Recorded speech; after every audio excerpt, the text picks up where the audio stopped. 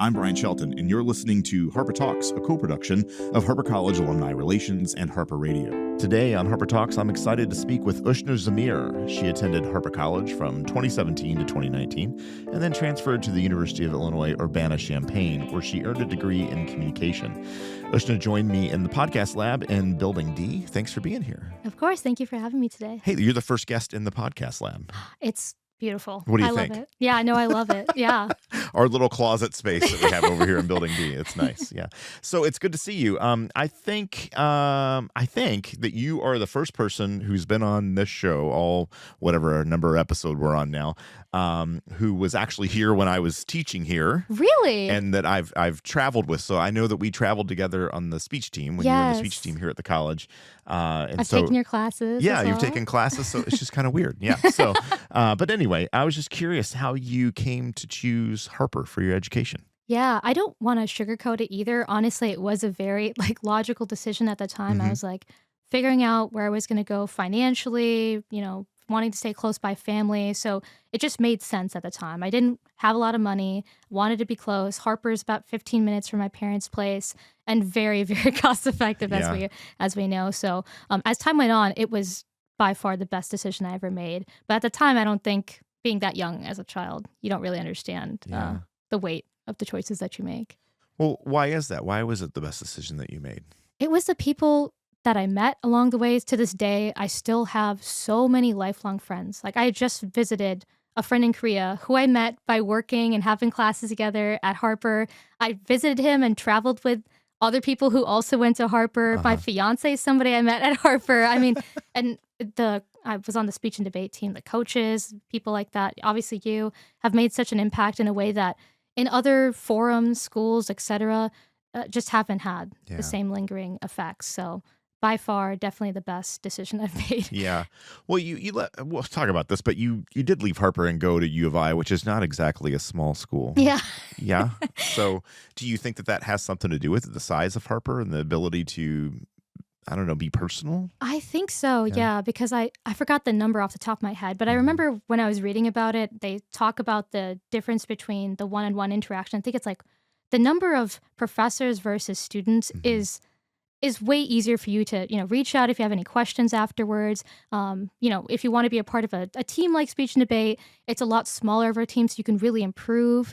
A lot of things like that versus my lecture halls at U of I did enjoy it there as well. I learned a lot, but it's literally hundreds of kids who are in, business communication or things like that. So you don't really get to have any kind of real connection with people. It's hard to even make friends, I feel, in that format. Yeah, unless you're in a specific group of people, right? So, exactly. Yeah. That's interesting.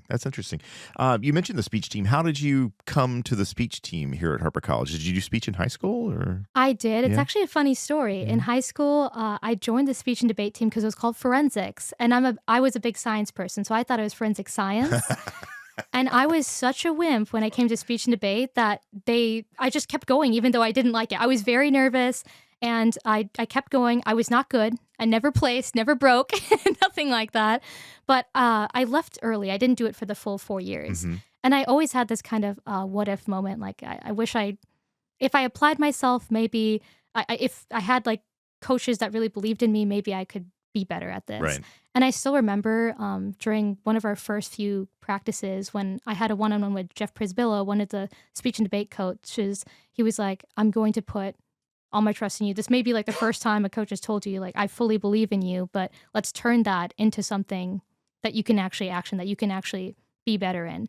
And for some reason, hearing that when you haven't heard that from anyone else, that I believe in you, I trust that you can be better, that you can be great, it really, really motivated me immensely. So it helped me to stay committed to the full 2 years, to be really passionate. And then I also had the opportunity to be the kind of leader as well the second year for the speech and debate team. So really, really great coaches and people. That's great. Jeff telling you he believed in you is a real boon to your psyche, yeah. But did that also put pressure on you? Was that also a fear? Honestly, I really don't think it was. Yeah. I was just glad to finally have somebody who, had that kind of faith in my ability and was actually seeing me for me versus even in speech, there was 30, 40 kids who were on the speech and debate team. At Harper, as you know, it's like, at least my first year was like single digits, I Right. think. I don't even Yeah. think we had double digits. So it was a lot easier for me to have that one-on-one time with him. So for somebody who was really lackluster in the beginning, it was really needed and appreciated. That's cool. That's cool. We've had several people who've been involved in speech and debate at the college on the show, and it's always the same thing. The coaches do such a great job with that group. I told Jeff that you were coming in today, and he's like, "Oh my goodness, it's such an embarrassment of riches to have so many people come on the show." So. But yeah, I mean, it's a good thing. It's a good thing. It is. Yeah. How did being at Harper help prepare you for U of I? Such a big transition going there. Yeah, I thought I knew how to study in high school. Turns out I didn't know. I think I was just kind of getting away with over time that, I learned what I listened during lectures and that's all you have to do. You didn't really have to do that focused studying afterwards. Harper is one of those places where I felt like I had enough time where I could figure things out and really understand what I needed to do to apply myself to my studies. There was also just a lot of other resources. I felt so comfortable reaching out to my professors and other students. I had like study groups for my chemistry exams at the time and things like that helped me kind of focus and reel in.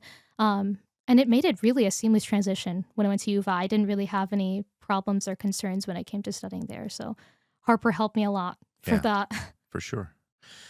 So I'm going to say something here, and maybe it just shows that I don't know you as well as I thought that I knew you when you were. But I always pictured Ushna going to like medical school or something. Yeah. And you're working in HR at Raytheon, a very large, global organization. So tell me how that came about. How'd that come about? Yeah. Well, you're kind of right on that. Yeah. My first freshman year, I was studying to be in chemistry, to be in some kind of capacity, majoring in chemistry at the very least.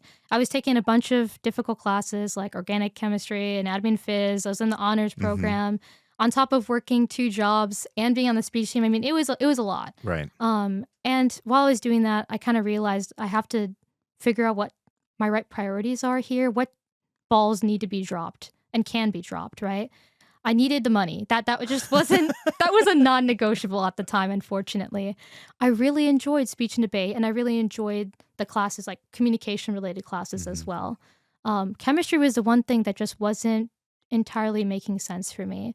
And I had conversations with my speech coaches at the time, like Josh Thunderbrook, Jeff, Margaret, and I think it was really helpful to have those one-on-one conversations because I realized there are other paths. You don't have to kind of force yourself to be, I thought like the only way to be successful is like to be in some kind of STEM related field, chemistry, things like that.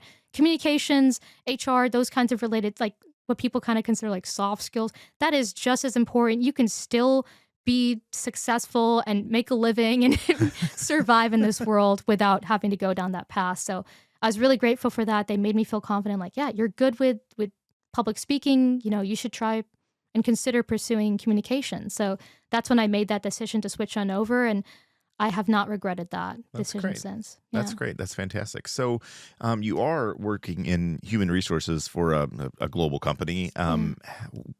How did you get into human resources? How did that happen? Yeah. I was in my senior year at U of I. Actually, I was helping support the foundation at U of I, like from a communication perspective. And I was considering what the options were, and just foundation work didn't seem like it was the ideal moment for me to like kind of focus on that at that time. So I was kind of exploring what other options still relied a lot on communications, but also pulled into data analytics, strategic thinking, because that was still at the end of the day one of my passions. That's why I felt like I should have gone into chemistry or some kind of STEM related field. And as I was doing my research, human resources kind of seemed like the perfect blend of both communications. You have to talk with people all the time. But certain aspects, especially if you're working at a larger company, like a Fortune 500 company, you can still be in a really niche or specialist field like HR data analytics. That could just be like a blend of both worlds together. So there was a program at U of I that was a 1.5-year program. I went through the program and it really helped set me up for success, see different employers and internship opportunities. And I ended up interning and then also doing a rotational program at Raytheon, which is going really great so far. I actually graduate from the program in June, and then I technically off-placed a little early into my new role Okay. at the beginning of April, so it's been going great. Yeah, tell me about that. You're in a leadership development program there? Yes, I was. I was in a leadership development program for HR where over the span of 2 years, you will be trying out two different roles. So one of them is typically an HR partner role. That's kind of what you typically think of, what most people think of when they think of HR, typically on site, helping with different kinds of queries that employees may have, helping ensure that the business, having good relationships with the business when it comes to succession planning and making sure that, we're retaining employees, we have a good connection with them, those kinds of things. And then the other year program is a little bit more of a specialist role, kind of like an expertise role. So, for example, you could be working within compensation and benefits. You could be working on the data analyst side, talent acquisition, talent management, et cetera, to kind of learn a little bit more of like a focused, specialized area within HR. And then after that, you'll have an opportunity to, it kind of feels like a real world job where it's, the training wheels are off, it's going to be more than a year now that you're going to be in the role, and really explore what your interests are now that you've tried a couple roles out. That's great. A really great opportunity to learn and grow in the company that you're working for. That's pretty cool. Yeah, I agree. Is it weird being here on campus today? Honestly, a little bit, but I was thinking about it before, and I was like, I feel like I still kind of fit in a little bit. The only thing that's off is maybe I don't have a backpack or something. Maybe that's just me being old and thinking I still fit in. Old, But yes. the You're young'uns- so old, Ushna. You're so old. Yes.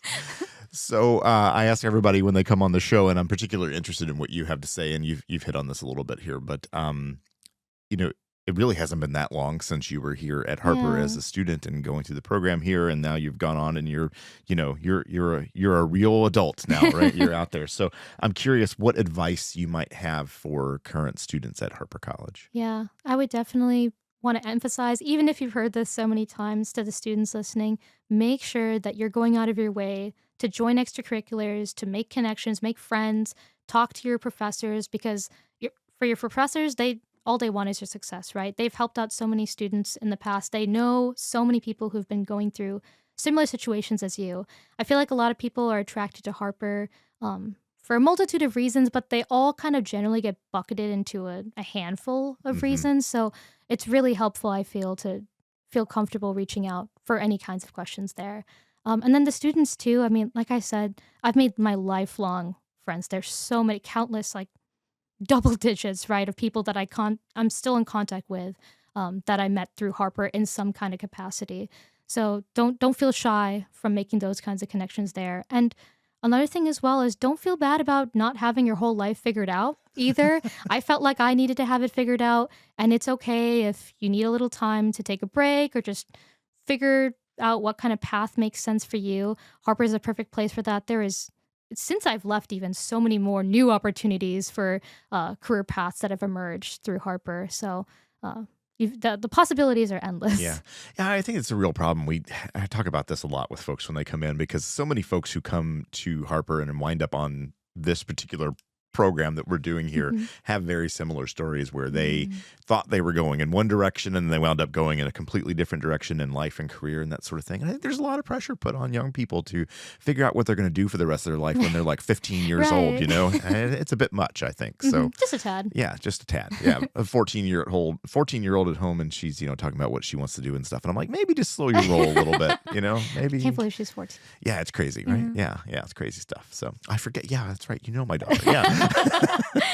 All right. Well, Ushna, thank you so much for coming in and doing this today. It was so much fun to catch up with you and talk to you and see all the great things that you're doing with your life. It's great stuff. Yeah, thank you. Thank you for having me. Great to see you too. Ushna Zamir is a Harper College graduate and works in human resources at Raytheon, and I'm sure she'll be back on the show one day as a Harper College distinguished alumni. If you're enjoying Harper Talks, please subscribe, and while you're at it, rate and review us so that others might find us. Harper Talks is a co-production of Harper College Alumni Relations and Harper Radio. Our show is produced by Shannon Hines. This episode was edited by Kobe Pozo. Our online content producer is Vicky D. Our theme music was created by Aiden Cashman. I'm Brian Shelton. Thanks for listening.